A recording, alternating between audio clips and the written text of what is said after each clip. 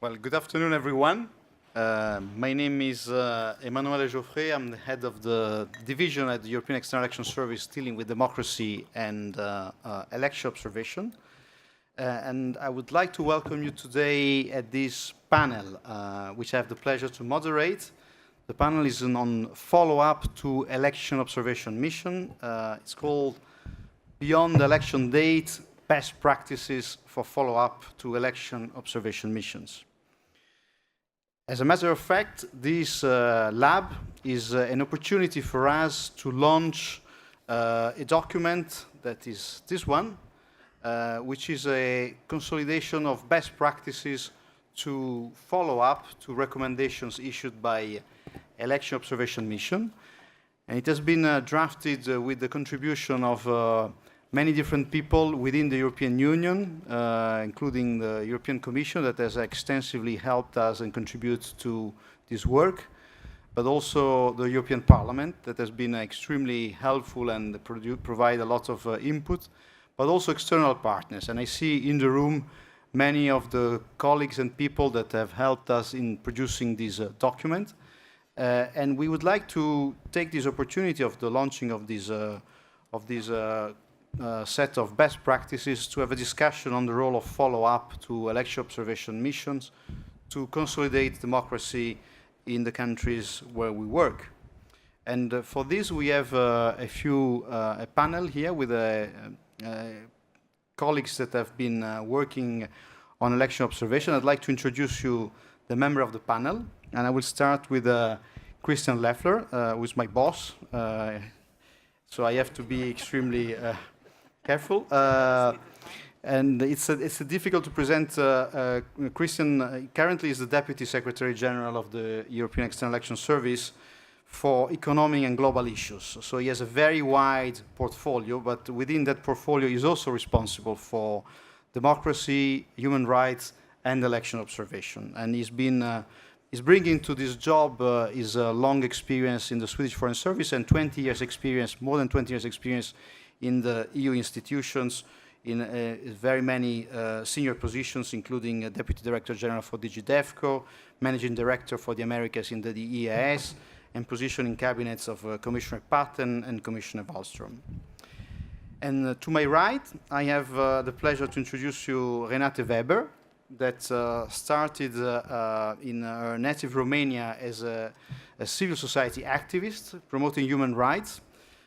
She has also served as a judge at the European Court of Human Rights in Strasbourg, ad hoc judge, and she's been elected in Parliament, European Parliament since 2007. And that's where I met her. In fact, she's been leading several EU election observation missions, including to Burundi, Bolivia, Paraguay, and very recently in Peru. And she's been very active in follow-up to these missions. And then we have, again, to my right, Yara Nasser, who's the Executive Director of the Lebanese Association for Democratic Elections, LADE. She's been leading this organization since 2009. And Yara has been active in promoting election reforms in Lebanon, a very topical issue, I should add, at the moment. And also promoting democracy not only in Lebanon, but also in the region. And then to my left, I'd like to introduce you Olofuntu Okinduro. She's the head of elections and political process at the Electoral Institute for Sustainable Democracy in Africa. ESA is a good partner of the EU. It's an organization based in Johannesburg, but covering the whole Africa. And Olofuntu started working on elections in her native Nigeria, but she's then been following election processes in Africa in many different countries.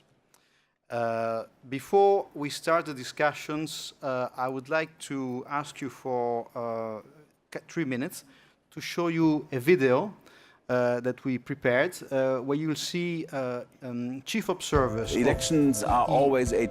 Here it is. This is the video. So you will see chief observers of the EU Election Observation Mission explaining how the EU Election Observation Mission works and what's its purpose. So now we can go with the video. Elections are always a time of extreme intensity in the countries where they are held. J'ai pu voir l'engagement des citoyens. Pour aller voter, peut-être ils doivent parcourir un chemin de 6 heures ou 7 heures de marche. C'est très important pour nous qui pensons que la démocratie est quelque chose de normal. When I came to the country and presented my passport, the lady behind the counter said, "Oh, you're an election observer. It's good to know that somebody is watching." Les missions d'observation électorale sont un outil très important pour l'Union européenne, puisque c'est une façon aussi de pouvoir renforcer et pouvoir aussi témoigner de nos valeurs dans les pays tiers. We want to have as our partners countries which have at least societies based on democratic principles close to ours. This is one of the, so to speak, least politicized types of tools that we can have in which to show that we care what happens in a particular region.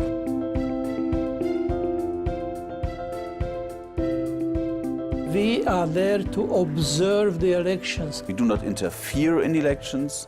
We do not influence the political process. It is in a spirit of partnership that we exercise these missions, and only upon invitation from the host nation. Il faut partir de la base que les pays sont souverains, c'est-à-dire nous n'avons pas la capacité d'imposer n'importe quoi. Nous avons la capacité de faire une analyse sérieuse, objective, impartielle, de dire quels sont les éléments qui peuvent être améliorés et de les soumettre à la considération des autorités responsables du pays.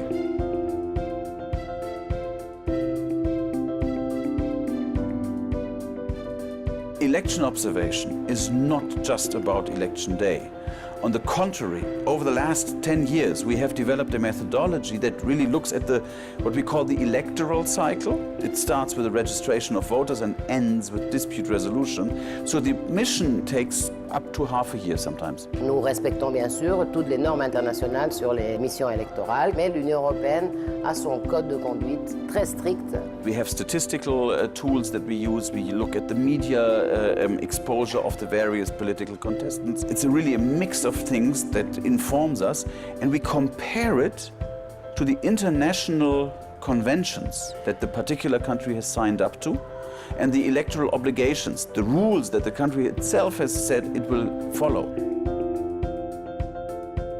Après la journée électorale, la collection des données, la proclamation des résultats, il y a une déclaration préliminaire où on fait une appréciation initiale du processus et après on fait, disons, un rapport avec toute une série de recommandations pour améliorer le système électoral du pays. Le processus électoral, ça ne termine pas avec le rapport, ça continue, puisque nous, on veut voir si ces recommandations ont été appliquées. The follow-up of those elections play a very important role for EU defining policy to that country.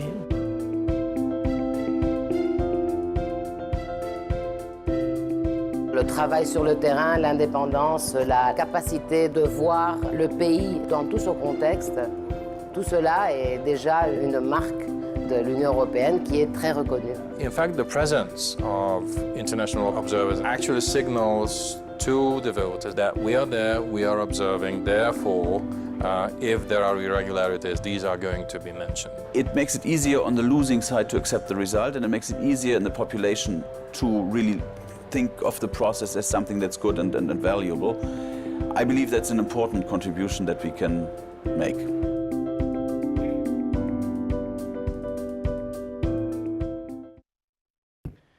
Okay, so that was the short video to introduce you to EU election observation missions. And now we'll start with our discussion. So I will ask the panelists to speak briefly for about 7 minutes, so that we have the opportunity to listen from you, because the idea is that we can have a discussion that is involving everyone. I understand it's also possible to contribute to the discussion through the app that you have, some of you have from the European Development Day. But otherwise, we can do it traditionally. You can stand up later on and make your point. I should also add, before we start the discussion, that if you want a copy of the brochure, it will be distributed at the back of the room. I have to say that this is a paperless event, but we've managed to smuggle a few copies inside the building, so don't tell anyone they're here. But you also have the choice to pick up a USB key where you can find the documents. You decide whether you're a paperless person or not. It's up to you. But now let's start with the discussion. I'd like to ask Christian Leffler to kick off. Christian. Thank you, Emanuele. Let me talk more about the context in which electoral observation and the follow-up to it takes place. I will do that as a scene setter, but also because I know a lot less about the actual observation than the three eminent ladies of this panel, and so I will defer to their experience and knowledge. I think the first point, pretty obvious but important to remind oneself of, is that elections is one moment in a democratic process. It's a very important moment, but elections in themselves do not make a democracy. So they have to be situated in a continuum. They have to be situated in a context of a political landscape. The EU has been working on democracy support in different ways, governance support, for many years. We started doing it when it was profoundly unfashionable. We've been gratified over the years, and notably with the Agenda 2030, that the importance of good governance as a driver of development overall has been recognized and has been brought in to the SDGs, notably through SDG 16.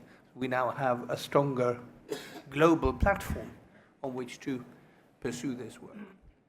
What we do in terms of democracy, governance support, and electoral assistance in helping countries prepare for elections in the specific is separate from the observation.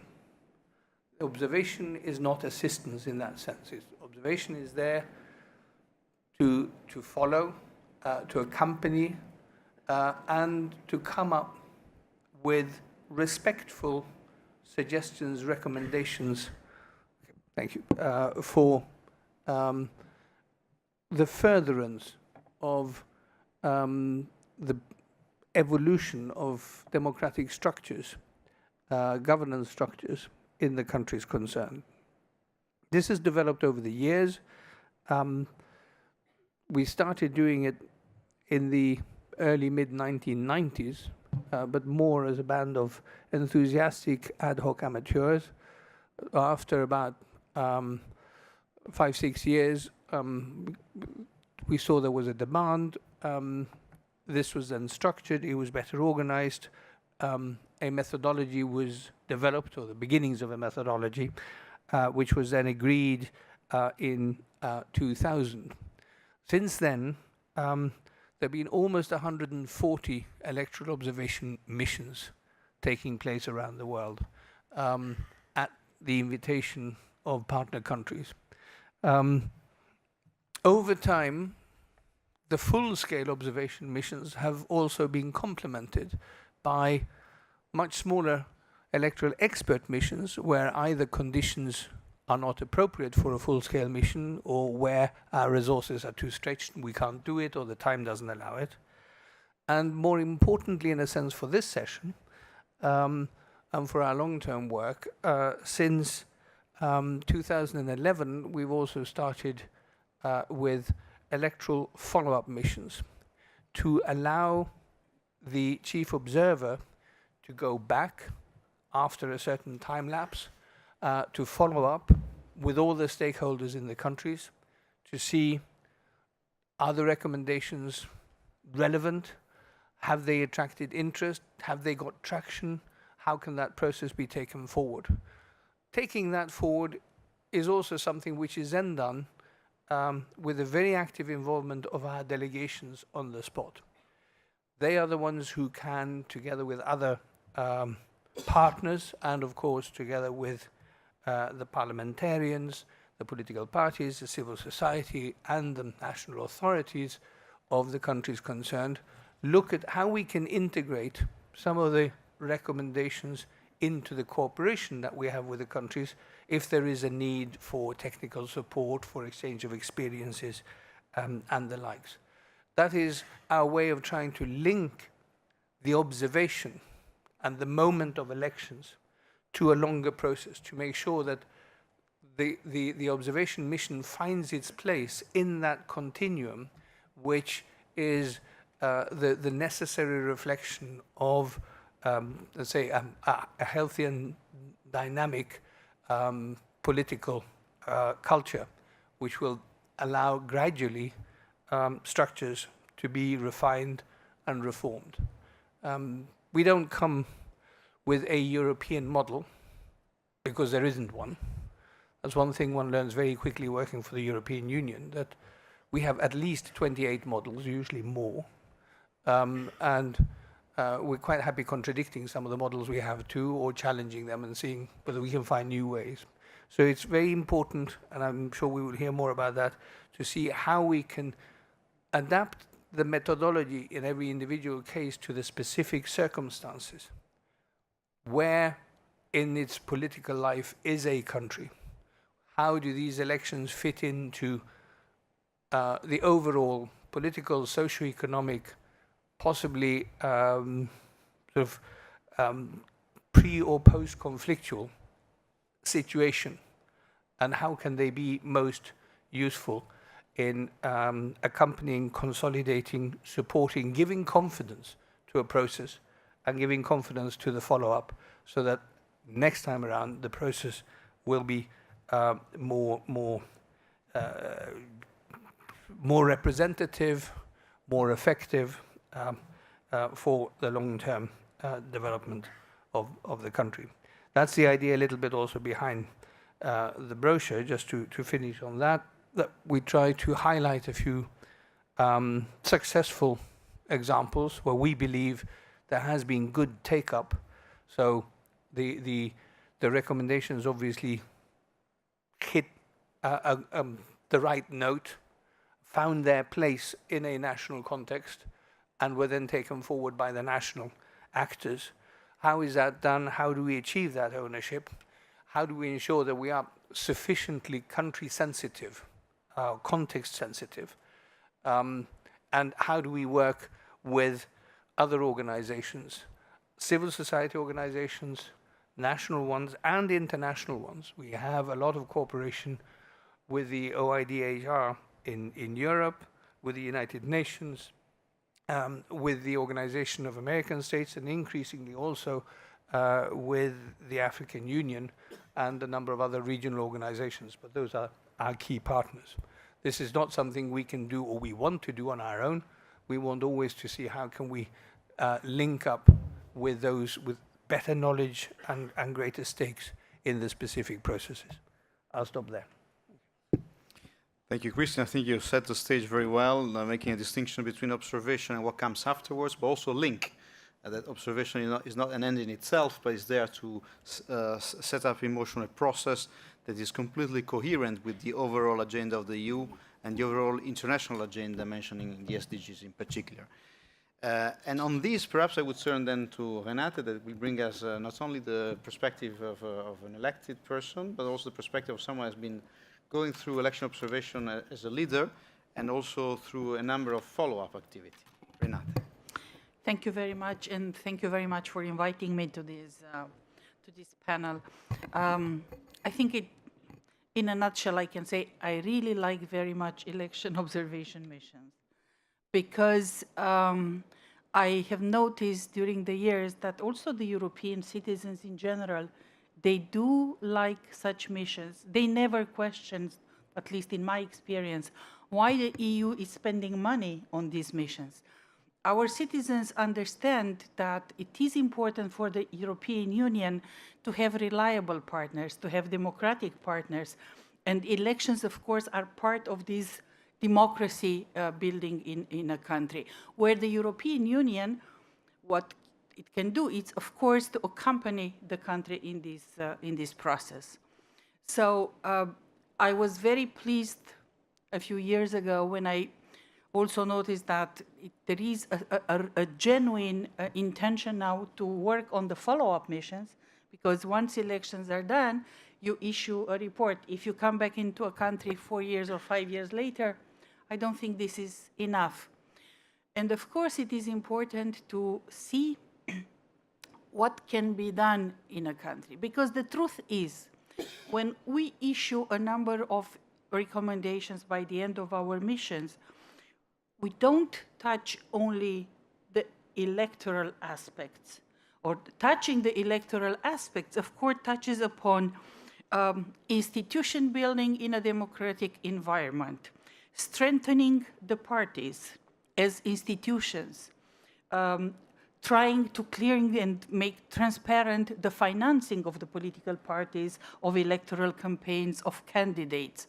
We are more and more confronted with accusation of dirty money, money from organized crime, from drug trafficking, whatever, coming into politics. For this, we need to make sure that we have clear rules, and also we have the possibility to monitor how these rules are implemented in a country, not by us, but by the local authorities.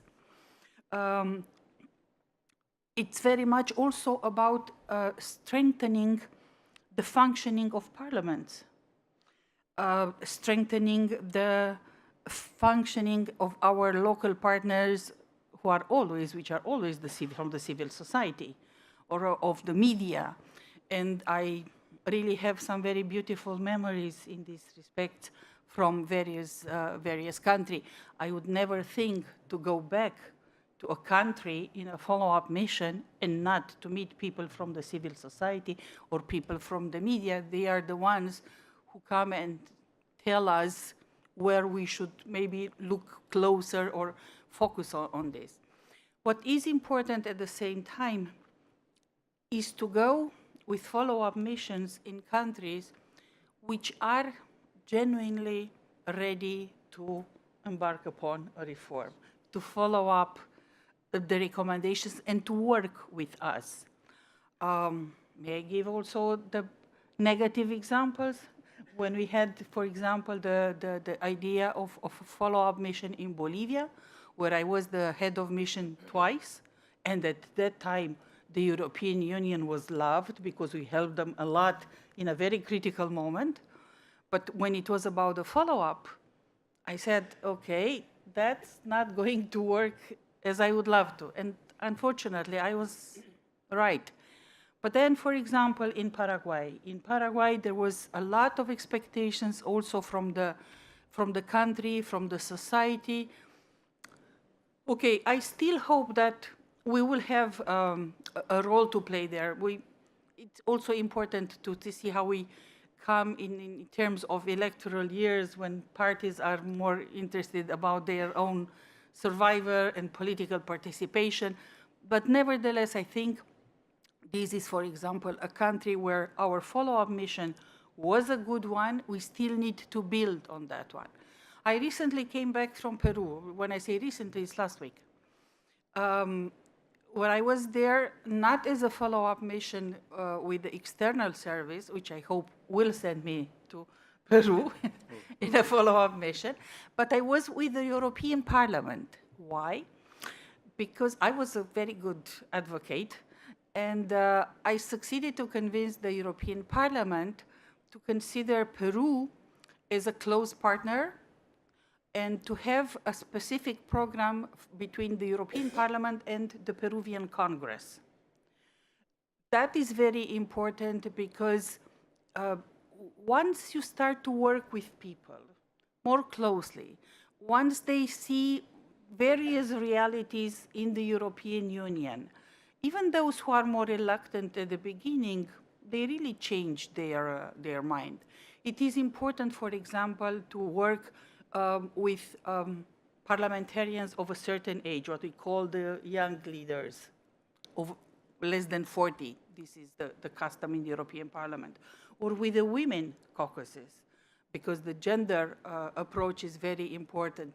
So there are ways to show that we ourselves, we also have our own problems. We have learned how to overcome our problems, and I think in this respect, the European Parliament is a very good example. Because from a parliament which had only, let's say, a debate dimension, we have become a legislator, and that meant a lot of work to change our own house. Such programs, for example, with the parliament are also for the staff of the Peruvian Congress. How you build the institutional memory of a local parliament, which is also important because politicians come and go. Okay, sometimes they stay, but normally they come and go. And you really need the staff well prepared to carry out the work, to prepare the work for the political decisions that will be taken. I would insist also on the role in these follow-up missions of our ambassadors in specific countries. I'm very serious, I really mean it. Without their help, it is very difficult to succeed. I have been really lucky to have wonderful people that I have worked with in the countries where I headed electoral missions, and they were also instrumental in the follow-up activities, in organizing all the meetings we need. And without them, that would be difficult, but this is why now we are a family with various relatives, parliament and external service, but still the same family. As I said, I would insist, and I would never be tired to insist on the role of the civil society. There is nothing, and of the media, of the local media, there is nothing that we can do profoundly in a country without their support. I think that in those cases where we do not have enough support from them, we need to be smart enough to build in their way of doing things the need for a change. And I can give you the example of Peru. In Peru, where I traveled quite a lot, and I had many interviews and TV debates, and I insisted very much on this idea of financing the electoral campaign, the political parties, the conditions for the people to be candidates. Nobody, I mean, you have to exclude arbitrary the decisions to kick out somebody from a process, but you cannot let everybody without any conditionality to run to be a member of a parliament or a mayor or local mayor. And in all those places, in some places, journalists were pretty, you think that can work in our country? And now when I went back, I have to say that in all the media, I really was impressed. The expectations were fantastically high. They were working a lot, actually, on a reform of the electoral code, but it's more than just the electoral code. So I was impressed with the capacity and the toughness of the local civil society and of the media to ask their politicians to behave as they should be, which means in the interest of the people. Because in the end, this is what we want. We want to serve our people, and this is how also in other parts of the world politicians should do. So I'm ready to answer any of your questions if I will be able to do so. Thank you very much. Thank you, Renata. I think you've pointed three very important things. One is that recommendations do touch upon many different issues that are important for democracy. It's not only about the size of the ballot box or the registration of voters, but it's a lot about political parties, the role of political parties, the role of the parliament, fundamental freedom in the country. So through recommendation, we can touch many different things that are important for democracy. You also highlight the importance of having ownership and a genuine will to make reforms, but you also touched upon the issue of how you generate that political will and the role of the media and civil society to do that. And I think it's a very nice way to transit towards Yara, because she's actually working from that perspective as a civil society organization in Lebanon. Yara, please. Hi again. So I just want to highlight this issue from a perspective of a local civil society fighting for electoral reform in Lebanon. A quick brief about Lebanon. Our last parliamentary elections was held in 2009, And since then, we've been witnessing 2 postponements of these parliamentary elections. The first one in 2013, the second one in 2014, by the end of 2014. And we are afraid that we may be facing a 3rd postponement again. These 10 days are very crucial to the future of the democracy of our country, actually the future of the elections, because we are waiting for a new electoral law to be issued, and the deadline to do that for the parliament is the 20th of June. Well, it's not actually a deadline, because the 20th of June is the day that the parliament mandate should end. But in my country, as in other countries as well, we keep the discussions on elections till the last moment, and we do not actually have an interest on debating a new electoral law until only a couple of months before the elections, when everyone starts to be engaged and to begin to talk about elections. For us, as civil society, one of the things that we work on, of course, is elections observation. And as you may know, the observation mission by itself and observing election as a local observers is quite a big operation and is a very tiring operation. So sometimes we forget why we observe, and we don't have enough energy after the elections to push forward more and more the recommendations that are the key of our observation.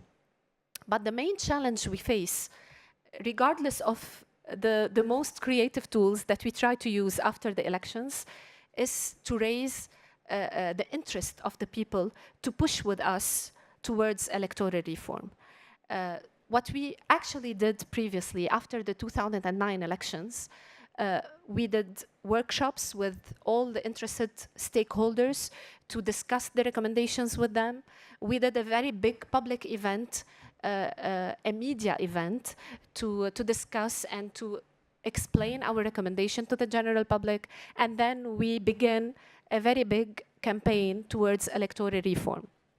But unfortunately, I'm coming from a country where politicians do not really listen to civil society or even to the pressure done by civil society. One of the big challenges is how to convince people that elections and electoral reform will affect their daily lives if they are not really pushing forward with us to make a change in this platform, in the whole electoral platform.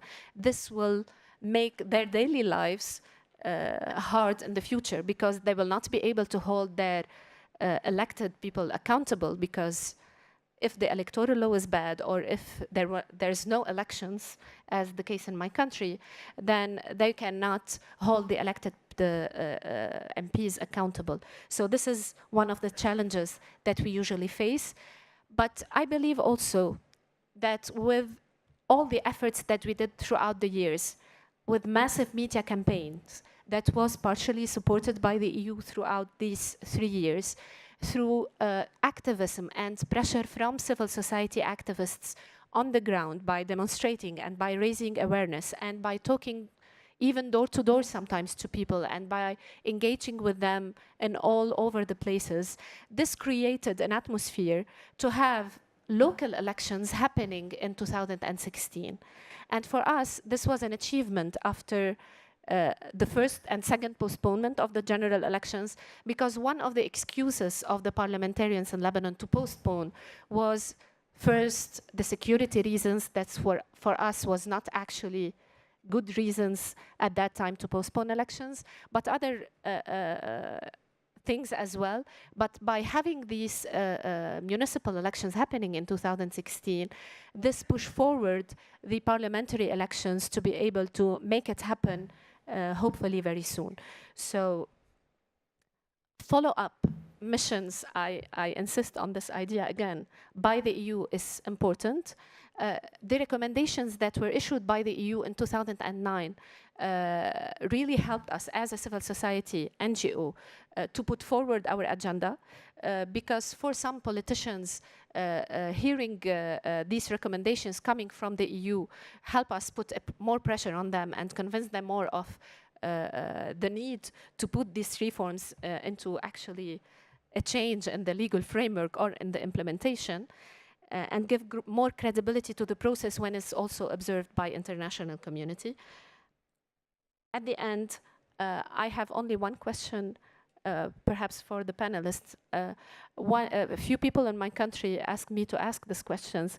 Why the EU missions doesn't observe elections in EU countries as well? It's only in the third world countries or other places as well. Because this is one of the questions we always raise. Thank you. Thank you very much, Shara. I think you've made a good point in presenting how the civil society struggle, but sometimes successfully, to promote reforms and promote elections themselves in your specific case. I should also add on your questions that we have the pleasure here to have our colleague from the OSCE, Odir, is in the room. And in fact, we are promoting recommendations not only of the EU, but of other organizations as well. And one of them is the OSCE. They actually observe elections within the EU countries, and some of the EU countries had to change their legislation in order to allow international observers, namely the OSCE, to observe their own elections. And there's a bit of a sort of a division of labor between the EU and the OSCE, and we don't observe not only within the EU country, but we don't observe in the whole OSCE region. But I'm sure we will get back to this interesting question. And but before that, I would like to ask Olofunto to give us her perspective from a Pan-African organization. Olofunto. Thank you. Thanks for having me. Very quickly, I work for the Electoral Institute for Sustainable Democracy in Africa. It's called ASA.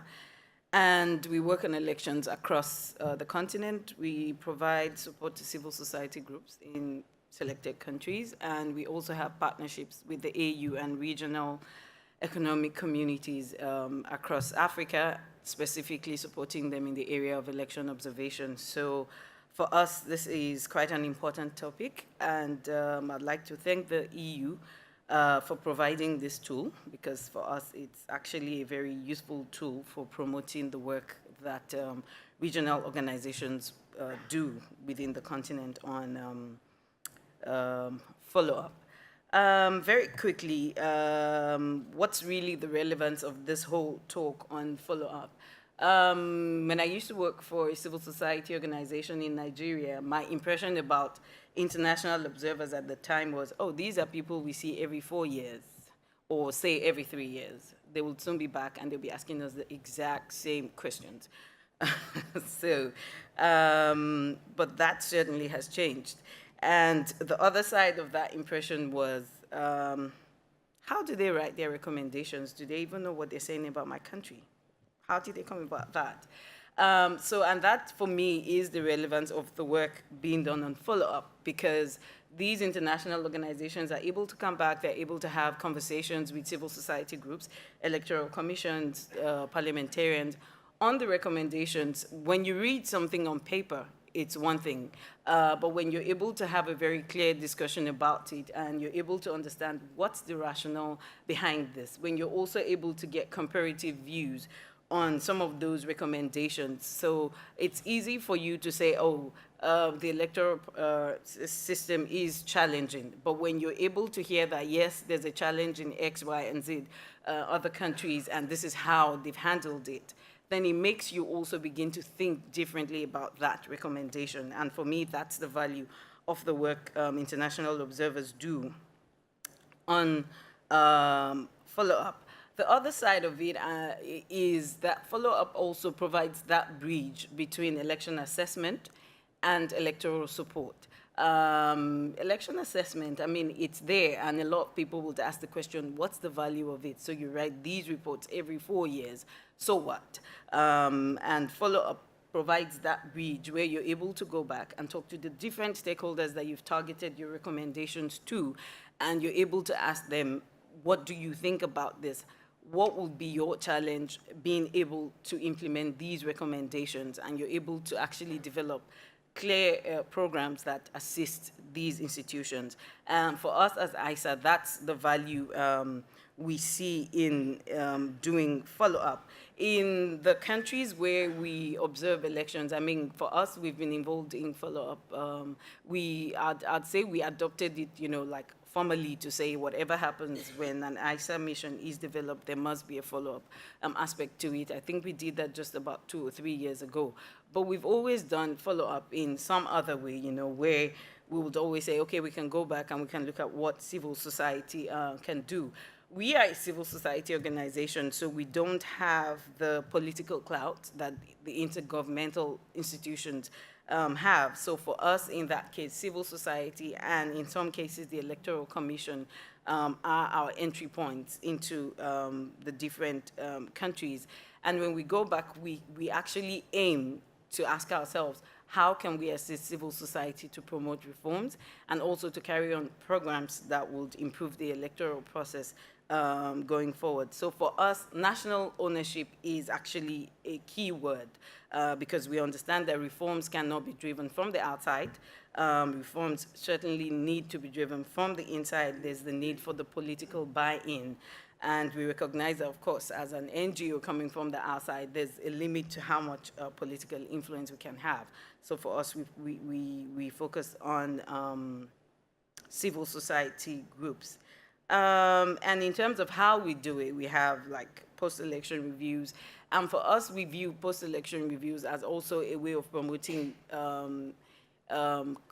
dialogue between electoral commissions and civil society and political parties. So we don't just do the reviews just as a means of saying, let's expose what has gone wrong, but it's also part of our way of promoting dialogue between electoral commissions and the different stakeholders they need to deal with. We also have specific stakeholder roundtables, and we have stakeholder consultations. We've done this work in countries like Mozambique, Kenya, and more recently, Zambia. In Zambia, after the, I'll talk more of Zambia because I think in the brochure you already made reference to the work we did in Mozambique and Kenya. But in Zambia, after the elections, we had the post-election review, and one of the big issues was the question of electoral justice, because the laws had recently been changed and the procedures for submitting appeals, was different. And to support civil society in that, what we did was to undertake research that's also similar to what we did in Mozambique, to just get them for us to document how did the process go and what was the challenge, what were the challenges experienced trying to use the new law, the new electoral law and the new procedures. And in that case, we actually have a publication on electoral justice in Zambia. And the essence of that is just for us to help civil society groups articulate, and also then for them to look at what were the challenges and what can we do going forward. Mozambique, we had the same approach where we worked with the Carter Center and we jointly developed thematic position papers to present to civil society groups. So for us, we take follow-up quite seriously, and we consider it a good practice. And like I said at the beginning, I'd like to commend the EU for actually starting the discussion and also providing a tool that we can use as we support other groups within the continent. In terms of good practices, I would say that we've worked hard to promote discussions around the issue of follow-up, for instance, at the annual DOP meetings, where we've had this on the agenda for the last, if I'm right, 3 or 4 DOP meetings. Yeah, 4 DOP meetings. The DOP stands for the Declaration of Principles on International Election Observation, and all the endorsers come together every year to talk about very specific issues on election assessment. And promoting that discussion, for us as ISA, we've seen how in the continent it's made things different with the AU, with regional bodies like SADC, the EAC. They attended last year's DOP in South Africa, even though they are not endorsers of the DOP. And it was one of the things they took further. ECOWAS as well is now talking about developing a clear methodology on follow-up. SADC specifically actually has a document now, and they're looking at how to implement this. So I think it's a good practice that is being promoted by the EU, and a lot of institutions are learning. I mean, then going forward, the main thing is the question of how do we coordinate all these efforts? Because once the AU and the regional bodies as well start to do follow-up, how do we put all this together so that countries don't feel bombarded, or also that they don't have the opportunity to cherry pick recommendations? And I think we've already started dealing with that partially with the in-country coordination meetings we have, where the different heads of the electoral observer missions come together and they look at what have been, they exchange notes, the observations, the recommendations, so that things are better coordinated. But I think in the follow-up phase, we also need to look at very specific ways of coordinating with the other intergovernmental bodies in Africa, so that the efforts are together and countries don't have that opportunity to say, no, I'd rather listen to the AU than the EU, or I'd rather listen to ECOWAS than listen to the EU. We need to make sure that things are together and countries don't have that opportunity. I'll stop there. Thank you. Thank you, Olofunto. 2 points that I take from your intervention is that the recommendations need to be good and locally owned. They cannot come from the sky, they need to come from the bottom. And secondly, the importance of coordination between the various organizations that are actually active in promoting the implementation recommendation. So that's the end of our initial discussion. We still have half an hour for a debate. So I'll suggest I take a few questions and then we have a last round for the speakers. I imagine that there is a mic. Yes, there is a mic. So perhaps we start there. If you can, I see there's another one there, and then let's try to, yes. Right, thank you. If you can introduce yourself when you speak, please. Absolutely. So my name is Daniel Göring. I work for the European Commission, and I have a question regarding the intra-institutional and interinstitutional follow-up of those recommendations. Before joining the Commission, I worked as an election observer in a number of countries, in Nigeria, Kenya, Ivory Coast, Tunisia, both short-term and long-term observer. And we, as observers on the ground, we always wondered what actually happens inside the institutions with the results of our findings. So we've been contributing towards this report that will then be shared with the national authorities in the partner countries. Then they can improve their elections. The same was said about the follow-up missions that you sent. But we always wondered what actually happens in the institutions. Is then, for example, if an election is completely not free and fair, is then a shift in development funds, for example, in order to support civil society as an active counterpart towards an illegitimate government taking place. For example, the first mission that I took part in was Nigeria 2007, and the preliminary statement at the time read, the elections fell far short of even the most basic international standards for democratic elections. It would just be interesting to hear what happens internally then as a follow-up.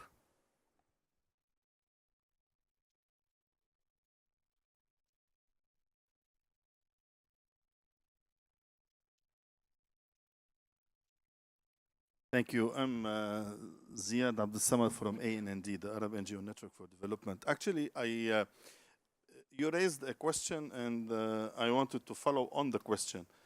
I mean, taking the lessons learned or the bad practices. So Bolivia, the observation mission was welcomed, and everybody was happy, and it took place, etc. Par contre, when you went to the follow-up mission, it was not the same. My question, or let's say my observation here is, I'm sure that the observation mission highlighted certain challenges and suggested many reforms. Don't you think that sometimes, I mean, according to the principles and the norms, etc., the international observation missions can go too far? I mean, challenging the local authorities or the local capacities to digest, let's say, the suggested changes, which create a lot of tension. So you know that democracy can go gradually. It's not something that you can decide. So this is one. But my second observation is, I mean, the credibility of the observation mission is, it's, let's say, to follow one standard. So you can sometimes raise serious concerns, rightfully, in certain countries, but in some countries, the reports of the observation mission can tackle, let's say, light issues and don't go in depth. And here I see in front of me بعثة الاتحاد الأوروبي to Jordan. Jordan, if you read, the reports, is given as the good example for democracy, while it's not. So it's not only about organizing good elections. Everybody knows that the code and the political environment, the corruption, etc. So that's why sometimes the double standards, maybe for political reasons, can harm the credibility of the observation missions, especially when we go for the follow-up. Thank you. Thank you. Stephen, perhaps, and then we have someone else. My name is Stephen Dua. I'm from Malawi. I will speak on behalf of Malawi as a country and also the SADC region, but also for GENDEM. I think 2 points of disagreements from my colleague from Aisa and also Renette. I think when you deploy an observer mission, obviously it's at the invitation of the government in that country. And when you raise the issue, specific issues, recommendation is for good intentions. So I think the issue of follow-up to me is very important. But I'm raising this issue because you said it would be important to prioritize such follow-up missions to countries who have shown interest to implement. But I think the question should be, what should be done to actually encourage those countries to implement the recommendation? And I think that's where I think the collaboration between the international observer missions and local citizens through the civil society organization is very, very critical. I think we have talked about it in several meetings in Johannesburg, also right here in November. It is very, very important. We want to see fruits from such kind of recommendations, and also we want to see that the domestic observer groups are also playing an important role. Olofunto, you mentioned that there was a perception that these missions they would come after 4 years, and I think the perception is changing. I don't think so. Maybe for other countries, but not for my country. I know that the EU deployed a mission in 2014. They haven't yet come back to us, but it's very, very important. But it's very, very important that you make a follow-up on these, recommendations.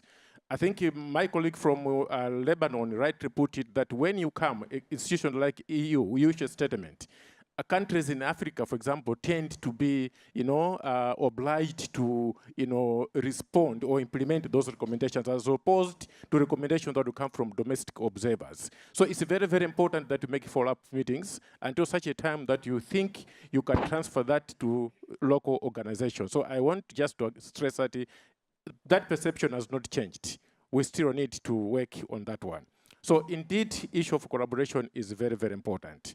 And I think if that can be achieved, then definitely the efforts that are being shown through EU here, I think are quite welcome, and we would want to see that happening. Thank you. Thank you very much. We're going to take a question at the back. Otherwise, there's one hand raising at the very back, if you don't mind. So I don't know if I had my hand. So you have the mic, okay. She was okay. He was okay. So if you can have the mic going quickly at the back. And as we have a few hands up, I would ask everyone to be as short as possible so we can have more interventions. Please. My name is Elliot Feather, MDC Zimbabwe. I'm the EU representative. My question is, I do respect your principles of deployment of missions, but it seems the problem that we have globally, and especially in Africa, is that the people who invite you, which is the government, probably they have nothing to hide. It is the people who don't invite you who have something to hide. And I know for certain that Zimbabwe is not going to invite the EU, and is not going to invite the international community. For that reason, when will we see the international observer missions responding to the needs of member states, of the people, responding to the cause by civic groups other than the very corrupt governments paranoid with losing power? So that is my contribution and my question. Thank you. Thank you very much. I think we come back to the lady here that wanted to talk. Here on the second row to my left. And then there's another one at the back, yes. Stefania Minervino, DG DEFCO, Unit P7, working on fragility and resilience. I thought that I'm not clear about the objective of the follow-up missions because I was in a meeting in 2013 at the EAS and we were discussing the same topic.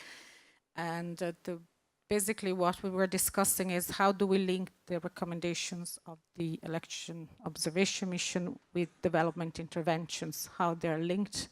Because, I mean, if you go to a country and you effectively write what is a human rights report, because, you know, a lot of the reports on election observation are on civil and political rights. And you say that the process was not democratic, but then we keep pouring hundreds of millions into the country in development intervention. Of course, civil society and the media will see not much policy coherence.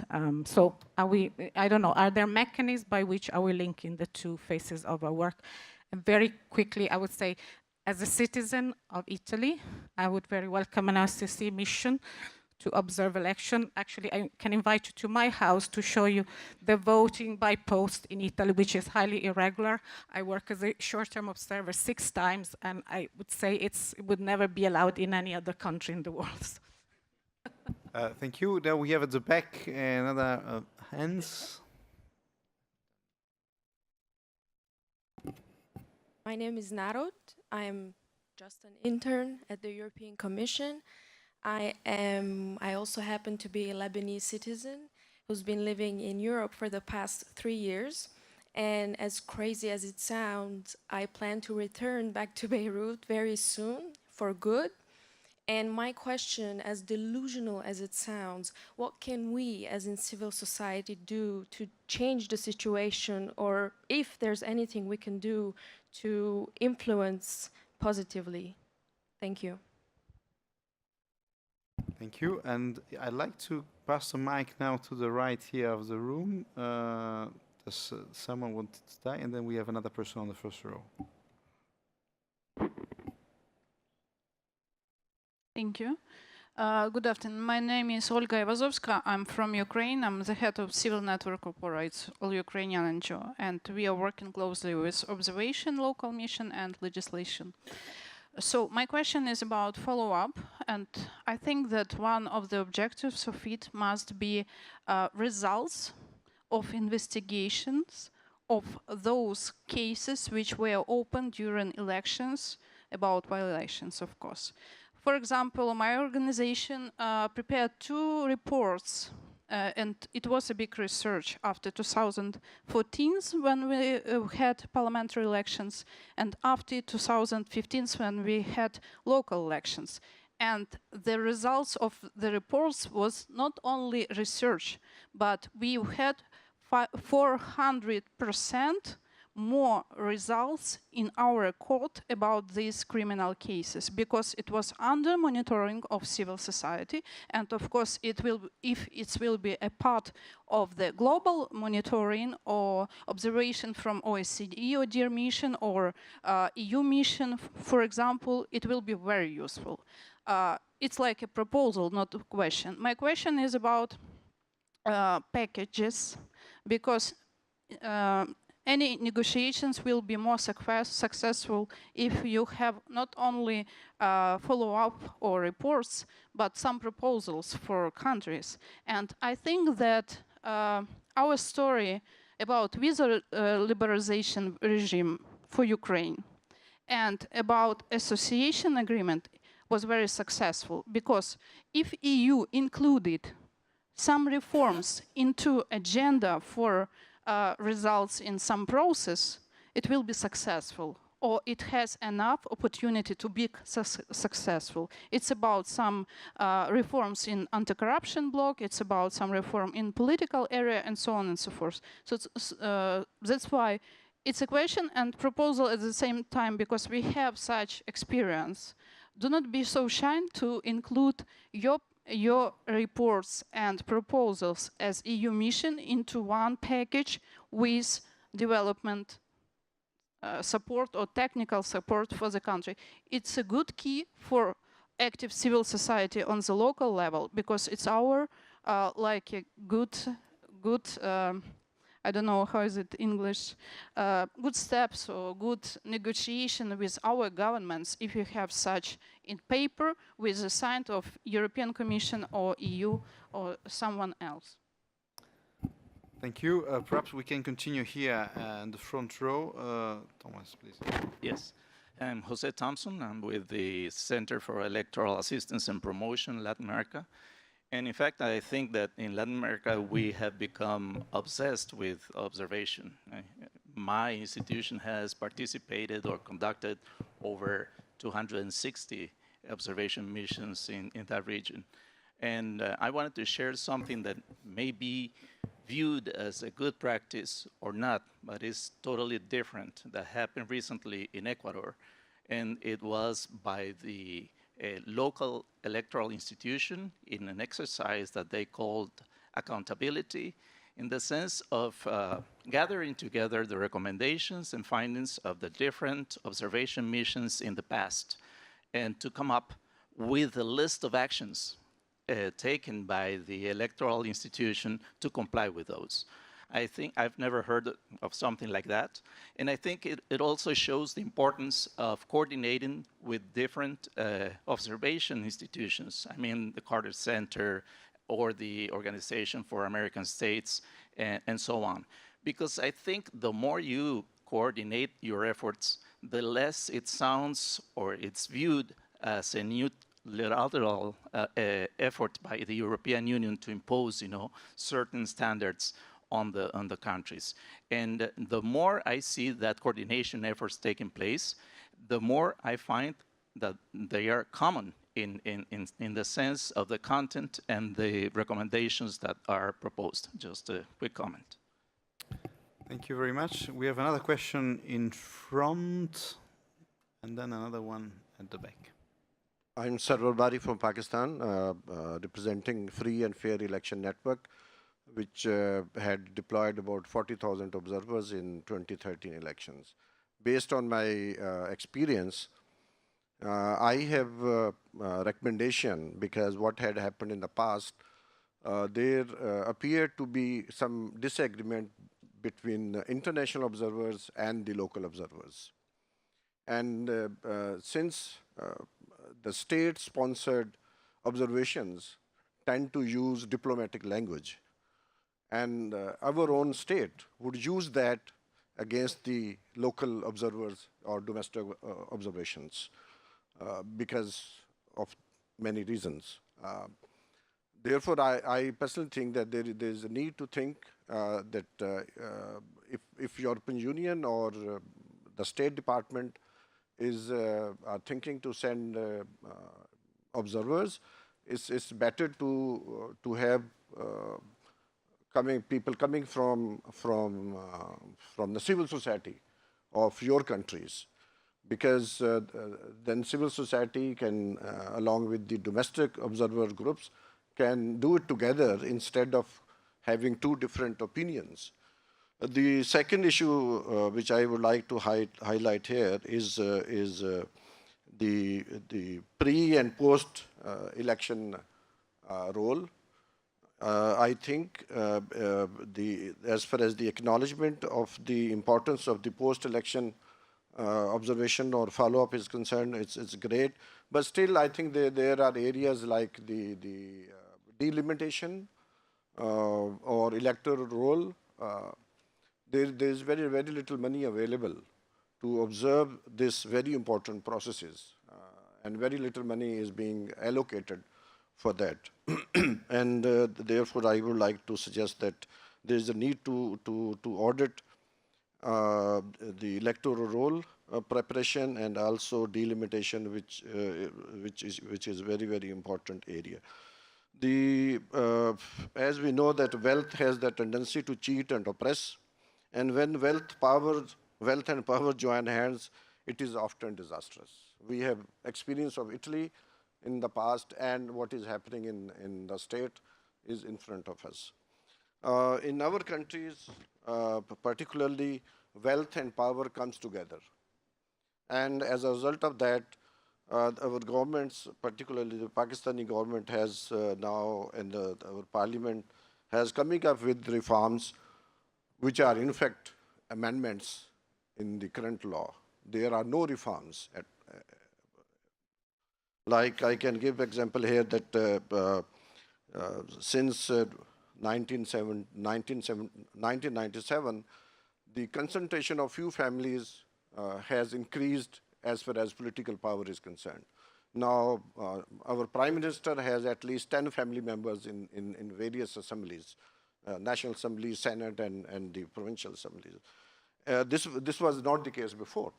So, therefore, we need to look at, and we have a saying in our language, the illness continues to become severe as the treatment intensifies. So I think with the observation, we know more, but we can do only little. Thank you. Thank you. I still have here to the left, Beata. Hello, good afternoon. My name is Beata Martin Rozumiłowicz, and I'm representing IFIS, which is a technical assistance provider. We work with election administration, with state authorities in between elections to try to engage in reform processes. And my question to you is your thoughts on how the donor community can be better integrated into the follow-up of recommendations. And I find that very often the activities are very loosely, if not at all, referential to the work that's done by election observers and by the recommendations that are put forward. And sometimes the activities are being done in areas which are, if not implementing those recommendations, sometimes even antithetical to those recommendations. So your ideas about how international observers in their efforts to follow up on these recommendations can better integrate the donor community into those discussions. Thank you. Thank you, Beata. I think we're going to stop here with a question from the floor. I received a question from the cyberspace. I'm not sure where it came from, but the question was, I transmitted to you. There's a trend when results are not recognized because of allegations that are not proven. So how we can stop the trend that makes the governance of country particularly complicated? That was the question that came from an anonymous in the cyberspace. I suggest that I think there's been a number of reflections more than questions, can be grouped in a few clusters, but perhaps we should give the panelists the opportunity to answer themselves. And we start perhaps with reverse order, and I will ask Olofunto to start with. Thank you. There's a whole long list of questions, but I think I'll just pick and choose. So now I'm picking and choosing my own recommendations. There was a question about how to ensure that there are no double standards in terms of the kinds of reports that EUMs issue.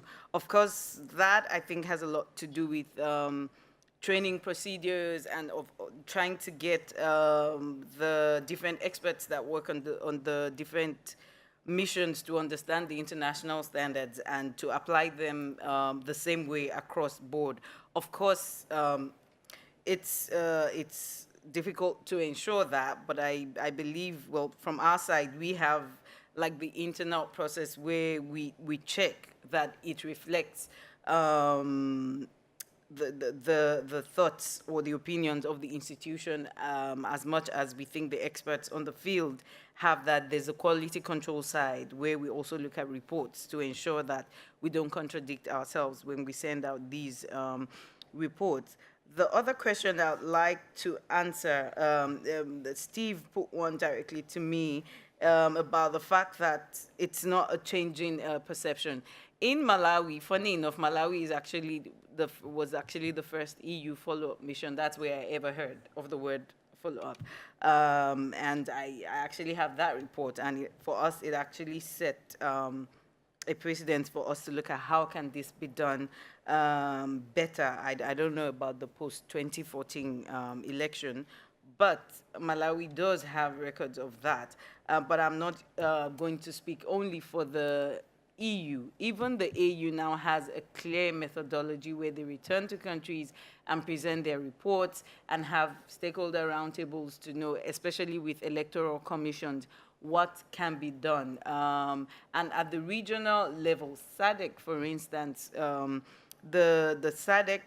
SADC has signed an MOU with the SADC ECF where they would jointly return to countries to have like a technical mission with the electoral commissions to ask questions about the recommendations, what are the challenges, and what need to be done. So for me, the perception is changing. It might not be immediate because, of course, elections run in cycles, so you might not see it immediately right now, but it's a growing trend and it's gradually changing. The last question I'd like to answer was a question from the person from Zimbabwe who said, who talked about the fact that Zimbabwe will not invite non-African observer groups, and that's true, and I foresee that would happen in the next election. But I think also this then, for me, the answer will be that we need to return to the drawing board. Yes, the EU is one observer mission, but we have the AU, we have SADC, we have all the other regional institutions. So if the EU will not come, does the absence of the EU mean there's a problem with the elections? Are we actually engaging our own regional institutions to ensure that when they come on board, they are not just there to say what the government of the country wants them to say? That's the real question we need to put to ourselves. So the EU is not the beginning and the end of it. If governments don't want to see the EU but would want to see the AU or SADC, are you engaging those ones to make sure that the reports they issue make any difference within your context? International observation by itself does not empower groups to come into the country without an invitation, and I'm not sure there's much that can be done to change that, because elections are an issue of sovereignty. So you don't just jump in from outside to say, I will be here to observe your elections whether I'm invited or not. Thanks. Thank you very much, Alfonso. Now I would ask Yara to respond to some of the questions. Okay, so very quickly, for the importance of the follow-up, the way I see it, is to help us raise the issue of electoral reform in a time where it's difficult to raise this issue. What I mean is, just after the elections, there is a high momentum for elections, and we can build on the recommendations. Just before the elections, there is also a high momentum. The difficult time is the time in between, is these 2-3 years in between the two elections. So this is a difficult time to raise the issue of electoral reform and to implement recommendations. And this is when the follow-up missions could be useful if it was planned well. The difference between the double standards that Ziad mentioned, I believe it's political and not technical, or at least that's what he meant. So it's totally political. It's not about capacity building, you know. The third thing I wanted to say also about linking the development that the EU can provide with the recommendations. There's a very thin line here between intervention of outside of the countries in the you know.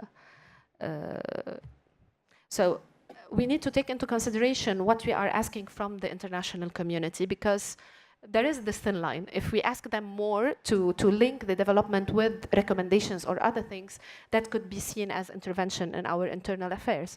Or else, yeah, in all cases, providing services and development is in a way an intervention, and linking it is still debatable in terms of at least what's happening in my country. So, and as a civil society NGO, we are very sometimes, you know, taking into consideration not to ask this, because we want to respect this line and we don't want to intervene in our internal affairs.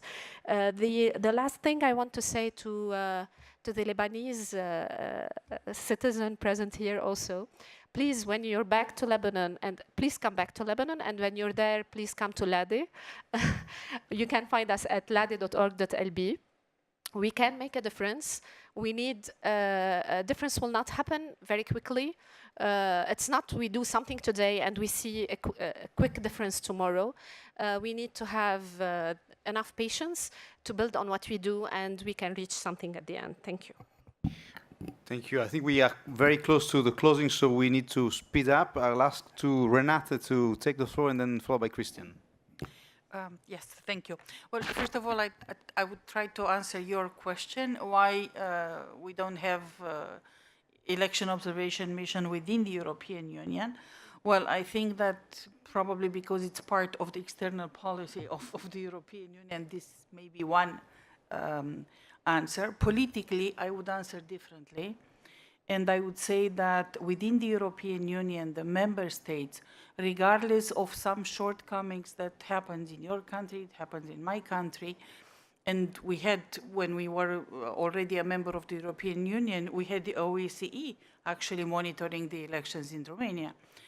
But regardless of these shortcomings, which were corrected afterwards, generally the member states of the European Union, they do have quite sound legislation.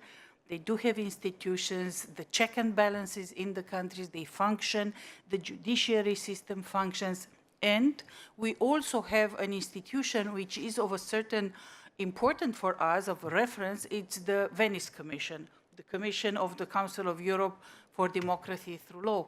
And we follow the recommendations of this commission. There are very vivid debates in the countries when something happens. For example, you don't change the legislation less than 1 year before the elections take place, or a referendum, and others and others. And it's the same commission that was of very high importance for us when we discussed the situation in Poland or in Hungary. So we do have some mechanism in this respect. Regarding the questions, there were questions related to the observation as such and also to the follow-up.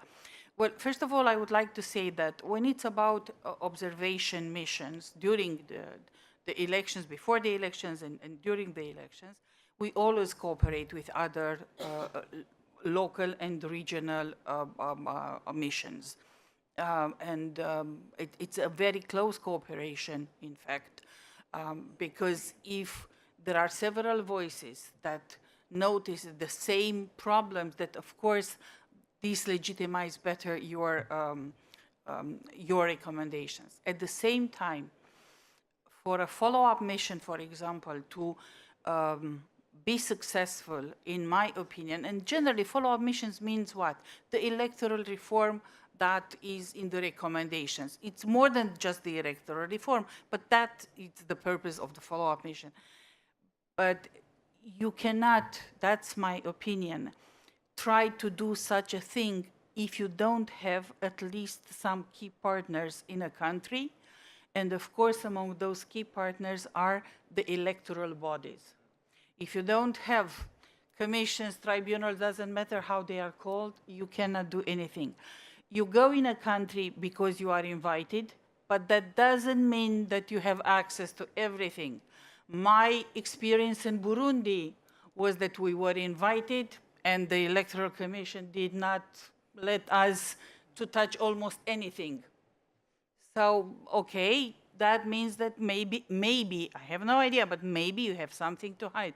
Can I build on such a cooperation in the future? No. But in Paraguay, on the other hand, for example, while we were there as a mission, they already started to work on a new code, and they asked for our support to support them to push in this direction. And this is also the example in Peru, where I was absolutely surprised last week when they took every single recommendation and they told us what they did. Okay, they are not the parliament. It's up to the parliament to vote. But I want to say that we need some key actors locally. For the follow-up mission, that was a very good point of how we still cooperate with regional other missions or with regional bodies. Well, I have to say that maybe we are also at the beginning of this process, and each mission comes with its own recommendations, but locally, when we go back in fact-finding missions, follow-up, we speak with all the actors. It's not that we go there by ourselves, and then we try to build a tunnel, and if they build another tunnel, that's okay. If we meet, no, we try to to work a little bit together to make sure that what we would like to see, it will happen. And I insist again, it's not to the European Commission, although yes, we do have also the funds for development available, but it's not up to us to go in a country and patronize the country and tell the country how to do things.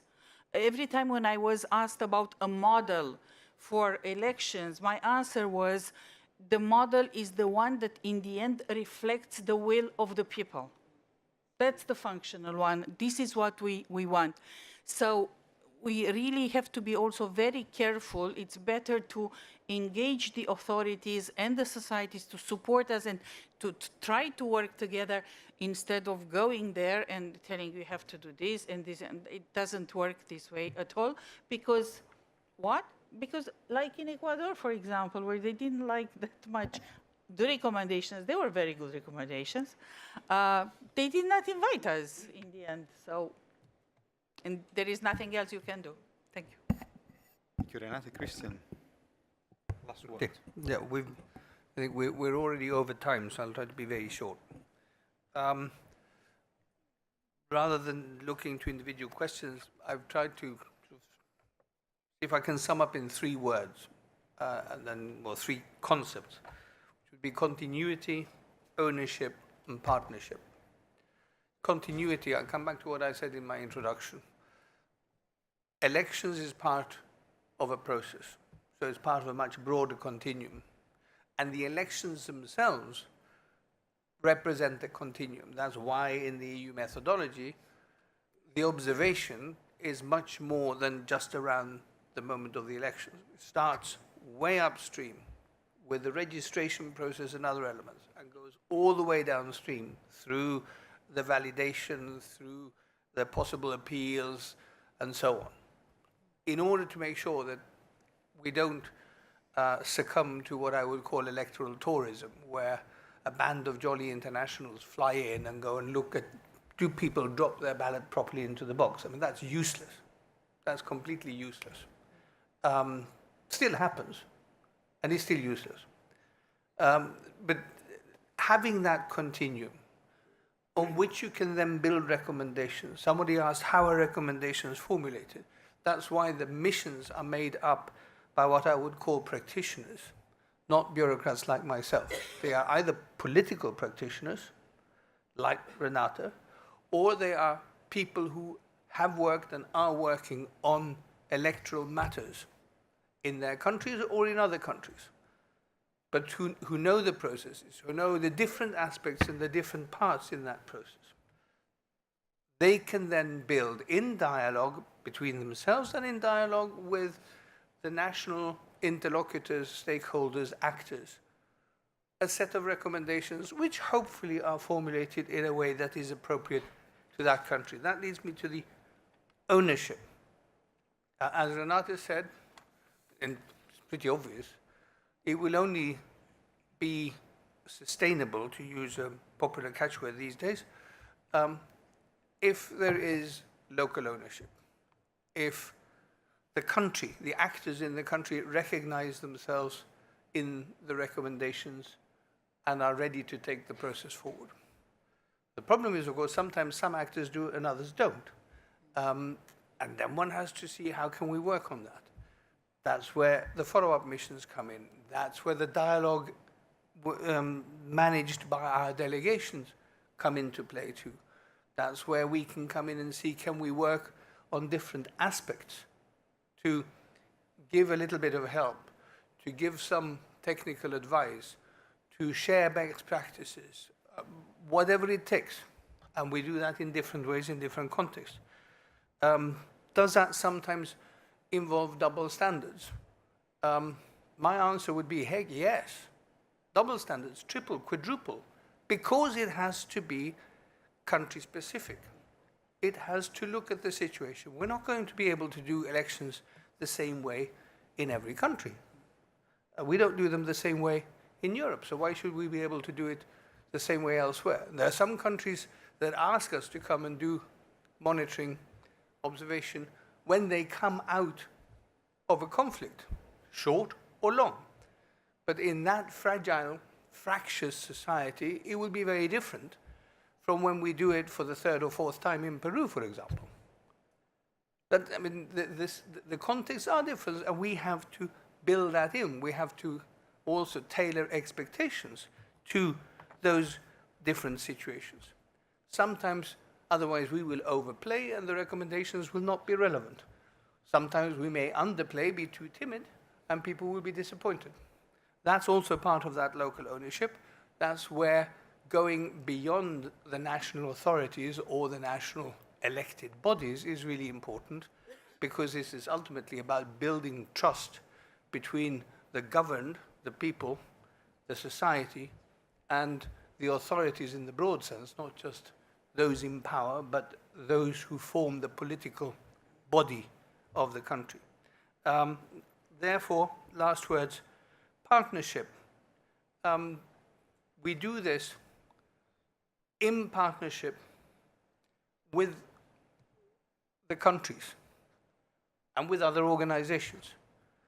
But we can only do it successfully if there's a degree of trust.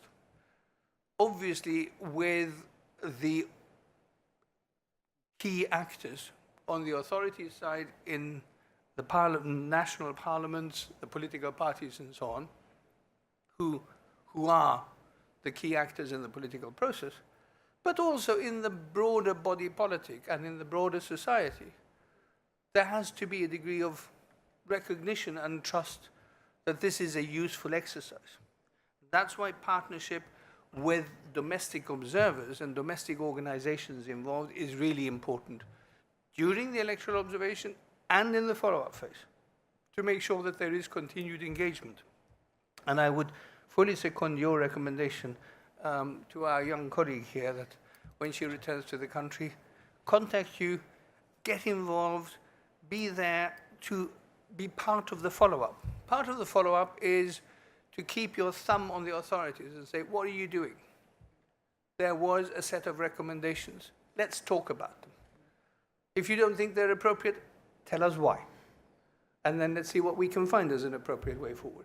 There has to be that continuous dialogue. There is no perfect final solution. There is no end to electoral or democratic processes. We need to update them, refine them, improve them as we go along. We try to do that modestly in Europe, and we try to help our partners around the world do it on their terms, in their context, to the best of our abilities. Thank you, Christian. I think we're going to close now. We're already 10 minutes late, almost 15. The ceremony for the closing of the DD is soon to start. So I'd like to thank the panelists and all of you for participating to this event. Don't forget to take your paper or paperless copy or both when you exit. Thank you very much.